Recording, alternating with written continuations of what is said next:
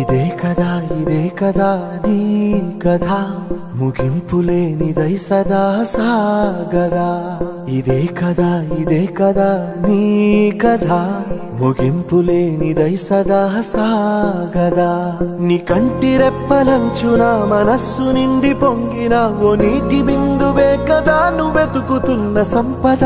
ఒక్కొక్క జ్ఞాపకానికి 100 ఏళ్ల ఆయువుందిగా, ఇంకెన్ని ముందు వేచనో అవన్నీ వెతుకుతూ పదా.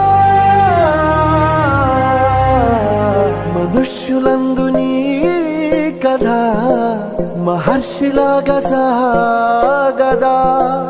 మనుష్యులందు నీ కథ మహర్షిలాగా సాగదా.